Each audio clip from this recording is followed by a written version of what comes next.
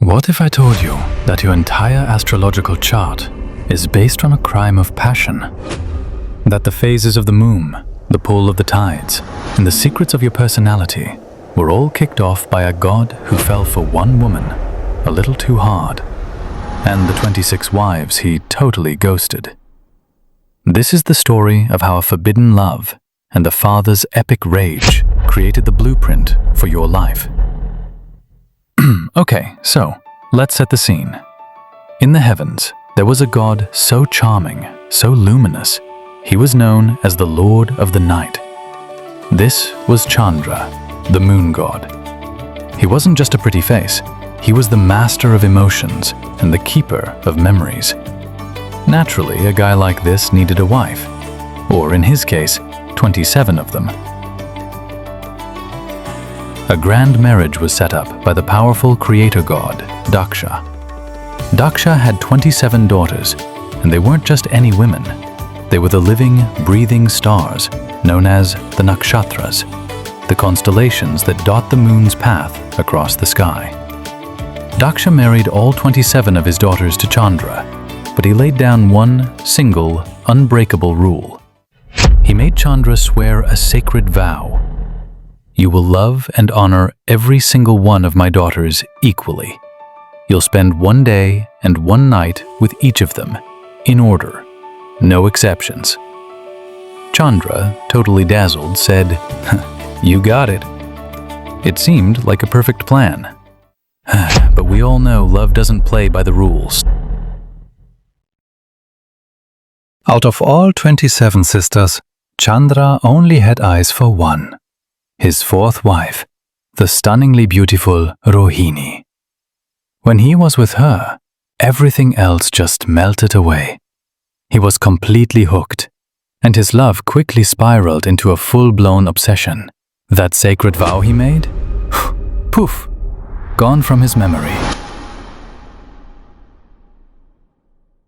His heavenly chariot, which was supposed to make 27 stops, now only ever traveled the road to Rohini's house. He spent all his days and nights with her, ignoring his 26 other wives completely. At first, the other sisters waited. They decorated their homes, cooked feasts, and stared out their windows, just hoping he'd remember them. They sent messengers, they pleaded, they reminded him of his promise. But their calls went unanswered. Chandra was so blinded by his love for Rohini, he'd become deaf to their sadness. Weeks turned into months, and their hope soured into a deep, shared heartbreak. This was Chandra's crime of passion, a love so intense it became an act of cruelty.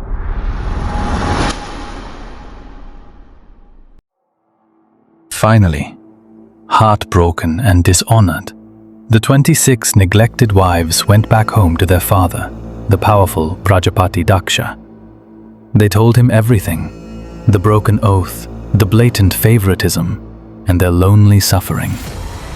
As Daksha listened, his fatherly concern twisted into a terrifying rage. His son-in-law had broken a sacred promise and humiliated his daughters.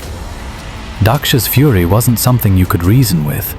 It was a force of nature.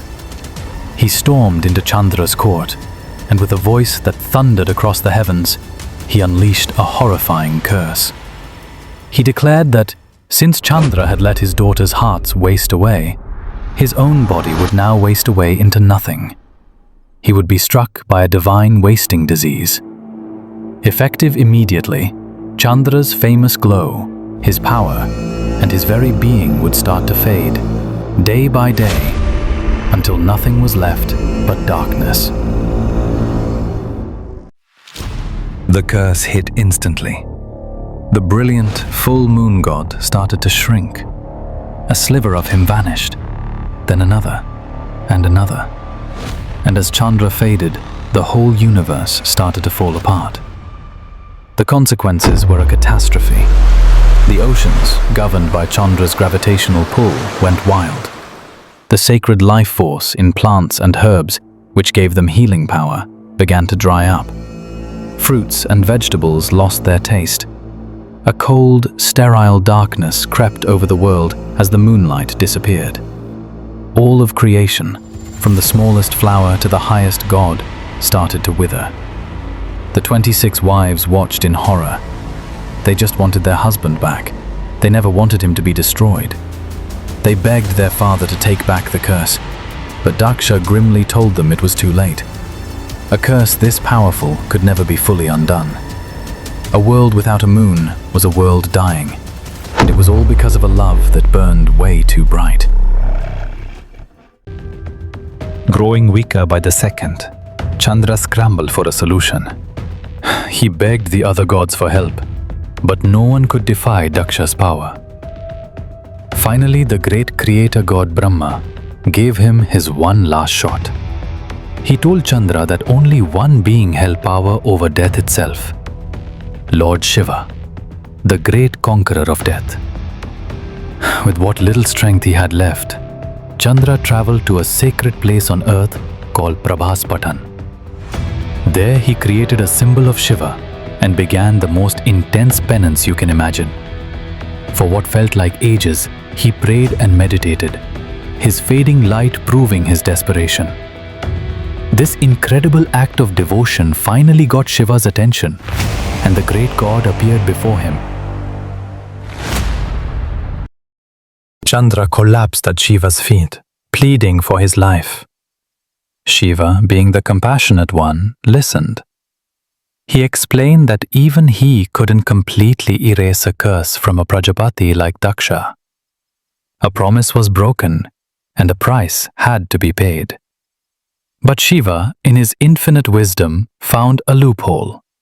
He figured out how to turn this destructive curse into a creative cycle for the entire universe. He offered a divine compromise. Look, the curse has to stick. But I can add a twist, Shiva declared. For 15 days each month, you will wane and lose your light, just as the curse demands. This would be the dark fortnight, the Krishna Paksha. But, Shiva boomed, for the next 15 days, you will grow brighter and return to your full glory. This would be the bright fortnight, the Shukla Paksha. The curse would remain, but now it was balanced by a blessing. Chandra would fade, but he would also be reborn every single month. To seal the deal and offer his divine protection, Shiva took the crescent moon and placed it in his hair. That's why Shiva is also known as Chandrasekhara, the one who holds the moon. So, what does this wild story of love, betrayal, and the cosmic get-out-of-jail-free card have to do with you? It's because this isn't just a myth. It's the origin story of the clock that governs our lives in Vedic astrology. Those 27 wives Chandra was supposed to visit, they are the 27 nakshatras, the lunar mansions or star constellations that the moon travels through each month. Shiva's compromise put Chandra back on his celestial schedule, forcing him to visit each of his 27 wives for about 1 day. That journey is the map of your emotional and spiritual world. In Vedic astrology, the absolute MVP of your birth chart is the position of the moon. The specific nakshatra the moon was in when you were born, which of the 27 wives Chandra was visiting at that exact moment, is the key to your personality, destiny, and deepest emotions. Chandra rules the mind, feelings, and intuition. So, whether the moon was in the house of the dazzling Rohini, the fiery Kritika, or the dreamy Revati when you took your first breath, shapes the very core of who you are. The ancient drama of which wife was getting all the attention is literally written into your astrological DNA. Every month, when we look up at the night sky, we are watching this cosmic drama play out. We see Chandra's slow, cursed fade, a monthly reminder of his broken promise. And then we see his glorious, determined return to fullness, a symbol of Shiva's grace and the power of a second chance. This cycle, born from one god's obsessive love, teaches us about balance, consequences, and the endless possibility of renewal. It's a story that lives in the rhythm of the tides, the growth of life, and, according to the ancient sages, in your own heart. If you had fun uncovering the secret drama written in the stars, be sure to like, share, and subscribe for more stories that decode your place in the cosmos.